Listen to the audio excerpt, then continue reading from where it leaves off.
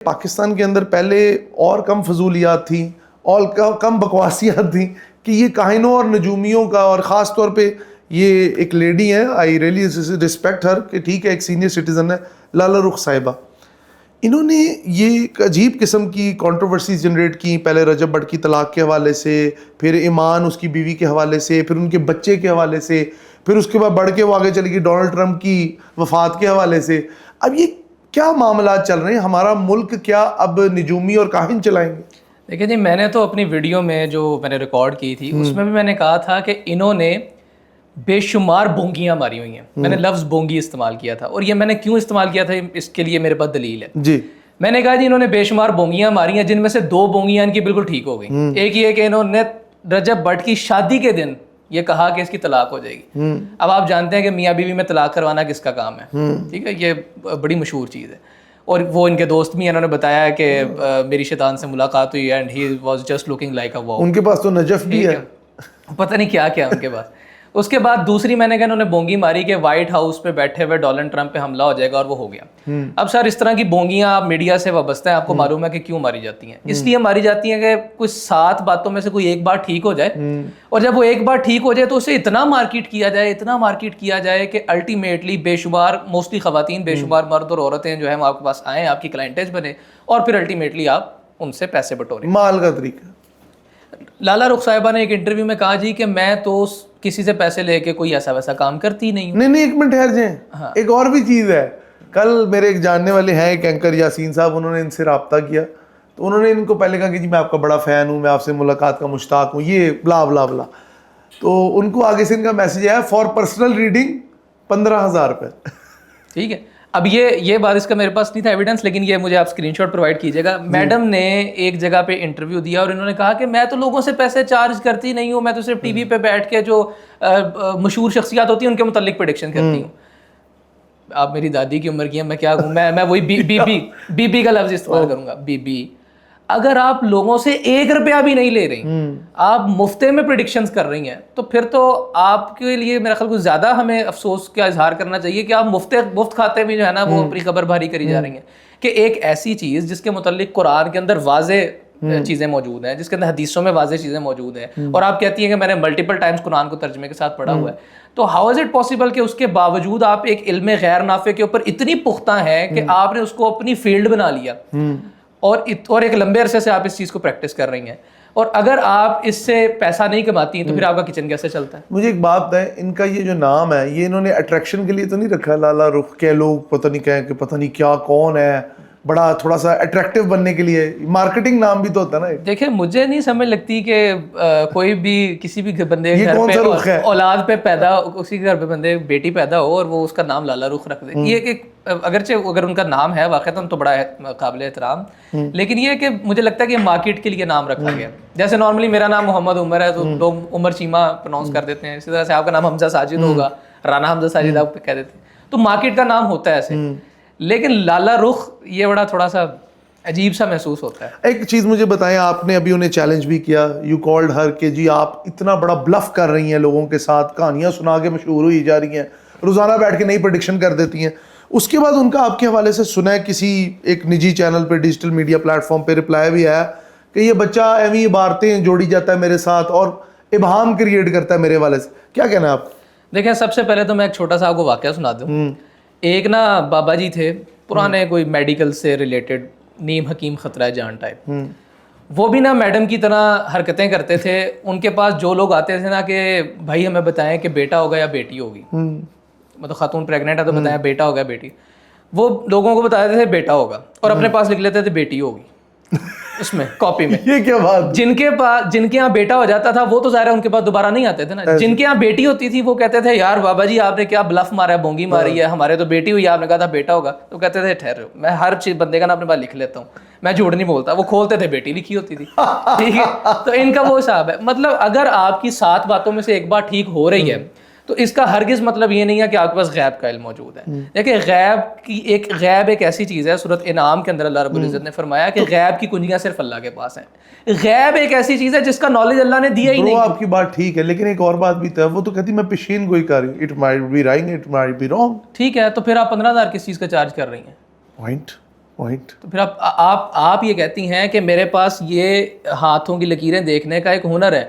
आप किसी मजदूर बंदे का देख के दिखाए ना यार, जिसका हाथ ही पूरा बेचारे का घिसा हुआ है। और आपको मजे का एक वाक़या सुनाऊं, आज से 3 साल पहले जब मैं लाहौर इंडस्ट्री में आया, जर्नलिज्म का मैंने करियर का आगाज़ किया, मैं दस्तक टीवी में काम करता था।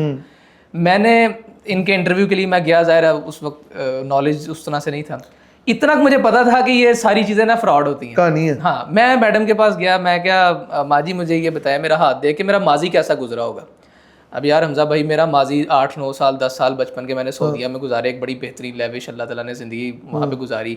उसके बाद पाकिस्तान शिफ्ट हुए, बेहतरीन ज़िंदगी। इन्होंने कहा जी तुम्हारी ज़िंदगी जो है ना बड़ी कसम पुरसी में गुजरी होगी। मैं कहा जी मेरे कितने बहन भाई हैं? इन्होंने गलत तादाद बताई सारी। इन्होंने जब बताया ना कि तुम्हारा माजी ये अच्छा, आप उनके पास जा चुके हैं? मैं बहुत पहले, आज से 3 साल पहले गया हुआ था एक दफ़ा इंटरव्यू की गर्ज से, जब लाला रुख मशहूर नहीं थी। आई थिंक थी उस मशहूर, मतलब बस इसी तरह की मशहूर थी। मशहूर तो नहीं मैं समझता, मतलब बदनामे ज़माना तब भी थी, अब भी हैं। तो उस वक्त मैं गया और मैंने इनसे पूछा कि मेरा माजी क्या होगा। इन्होंने पूरा हाथ दे के ऐनक वैनक पहन के पूरी अदाकारी करके इन्होंने मेरा माजी बताया ऐसा कि आपको रोना आ जाए।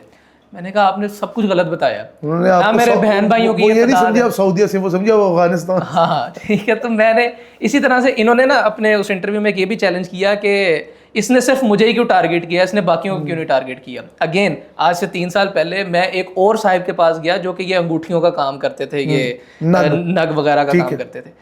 अब उनके ना मल्टीपल यूट्यूबर्स ने, दोस्तों ने उनके इंटरव्यूज वगैरह किए। उसके बाद मैं जब उनके पास जाके बैठा तो मैंने कहा सर सबसे पहला और बुनियादी सवाल मेरा आपसे ये है कि आप कहते हैं जी ये फलां पत्थर किस्मत का पत्थर है, फलां जो है वो पैसे का पत्थर है, फलां शोहरत का पत्थर है। तो अगर हम शोहरत को, दौलत को और किस्मत को इनसे मंसूब करेंगे और शिर्क किसको कहते हैं? बिल्कुल ऐसी। तो इसका जवाब नहीं था उनके पास, और वो साहिब भी इसको अपने पूरे करियर के तौर पे लेके चल रहे थे। तो ये आपका मतलब है कि ये लोग रिलीजन को साइड पे रख के अपनी दुकानदारी चमका रहे? सर रिलीजन को साइड पे रख के नहीं, रिलीजन को आगे रख के इन्होंने एक रेडी तैयार की है जिसके ऊपर इन्होंने लिखा है कि असली चीज़ें, ठीक है, और असल में वहाँ पे सारी 2 नंबर मिलावट करते हैं। और अगर इनको ये लगता है कि ये दीन का नाम लेके या फिर ये अपने आप को क्या है कि जी मैंने 7-8 दफ़ा कुरान को तर्जुमे से पढ़ा हुआ है, उसके बावजूद जो मैंने सही असनाद के साथ रवायात 2-3 पेश की, एक सही मुस्लिम से और एक मुस्नद अहमद से, सही मुस्लिम और मुस्नद अहमद की सहीउल असनाद 2 रवायात को इन्होंने बढ़ के साथ ताबीर कर दी। उन्होंने कहा जी 2 अबारतें उठा लाया को 22-25 साल का लौंडा और वो बढ़ कर रहा है मेरे खिलाफ बैठ के। अगर आप इसको बढ़ कहती हैं तो फिर मेरा ख्याल है कि आपके ऊपर वाकई तरस खाया। क्या आप उनको चाहते हैं कि आपके साथ उनका 1-on-1 हो? सर मैं कहता हूँ 1-on-1 हो ना, 1-on-1 मुनाजरा आप चाहते हैं वो भी कर लें, वो मुबाहिला चाहती हैं वो भी कर लें, वो किसी अंदाज में आगे बैठे ना, अगर तो उन्हें इन दोनों अल्फाज का मतलब सही तरीके से पता है तो। यार आपको उनकी काबिलियत पे इतना शक है? मुझे उनकी काबिलियत पे इसलिए शक है कि नहीं, लाला रुख दिखने में तो बड़ी सीजन जर्नलिस्ट, मतलब वो जर्नलिस्टिक स्टाइल में बात करती है। वो कहते हैं ना कि सियाना बंदा न्याणिया वर्गा होता है, तो मैं तो इसलिए उनको इसलिए तरस के एतबार से उनको कहता हूँ कि अगर उनको इन दोनों अल्फाज का मतलब, शायद उनको जवानी में इन दोनों अल्फाज का मतलब पता हो, लेकिन अब शायद बुढ़ापे की वजह से कोई दिमाग से चीज़ें निकल जाती हो। देखिए मेरा सिर्फ एक पॉइंट है कि अगर आपने कुरान को 7-8 दफ़ा तर्जुमे से पढ़ा हुआ है, आपको एटलीस्ट ये पता होना चाहिए कि सूरत इनाम के अंदर अल्लाह रब्बुल इज़्ज़त क्या फरमाता है। आपको ये पता होना चाहिए कि शिर्क और तौहीद वहदानियत में और शिर्क के अंदर क्या फ़र्क है। आपको ये पता होना चाहिए कि कुरान मजीद के अंदर जो पूरा एक कॉन्टेक्स्ट जिक्र किया गया है कि काहिनों और नजूमियों की जानिब से मौकिलात को भिजवाया जाता है आसमान की जानिब से कि वो अल्लाह रब्बुल इज़्ज़त की चंद एक मख्फी चीज़ों में से कुछ चीज़ चुरा लें, और जब वो चुरा के निकलते हैं तो अल्लाह रब्बुल इज़्ज़त की जानिब से एक सितारा तोड़कर उनके ऊपर आग की सूरत में बरसाया जाता है, और वो ज़मीन पर पहुँचने से पहले वो सितारा उनको भस्म कर देता है, लेकिन उसके बावजूद भी चंद एक मौकिलात तक कुछ इन्फॉर्मेशन पहुँच जाती हैं। इस चीज़ को अल्लाह रब्बुल इज़्ज़त ने नेगेटिवली पोर्ट्रे किया, नेगेटिवली डिस्कस किया है कि वो तमाम तर लोग, मतलब ये अच्छी चीज़ नहीं है। उनके पास जाने वालों के मुताल्लिक कहा गया कि अगर कोई भी बंदा, फॉर एग्जांपल आप या मैं, इसमें इस तरह की किसी भी पर्सनैलिटी के पास जाते हैं और उसको जाके अपना हाथ दिखाते हैं, हमें उसके ऊपर कोई ट्रस्ट नहीं है, हम उसके ऊपर ईमान या अकीदा नहीं रखते, हम सिर्फ दिखाते हैं just for the sake of fun, और इसी वजह से हमारी 40 दिन की नमाजें नहीं कबूल होती। सर तो लाला रुख साहिबा तो फिर माशरे के लिए एक तरह का नासूर साबित हो रही है। सर देखें, मैं ये नहीं कहता कि लाला रुख की नमाजें कबूल नहीं हो रही, मैं ये नहीं कहता कि लाला रुख जहन्नमी है। मैंने जो जुमला इस्तेमाल किया ना अपनी वीडियो के अंदर, اس کو بہت نیگیٹیولی پورٹرے کیا جا رہا ہے مختلف سوشل میڈیا یوٹیوبرز کی جانب سے اور مختلف لوگوں کی جانب سے. وہ یہ کہہ رہے ہیں کہ میں نے یا لالا رخ کو جہنمی کہہ دیا یا میں نے ان کے پاس جانے والی عورتوں کو جہنمی کہہ دیا. آپ ایک بہت سینئر جرنلسٹ ہیں, آپ مجھے بتائیے کہ اس جملے کو جب ہم بریک ڈاؤن کریں گے تو اس کا کیا مطلب نکلتا ہے.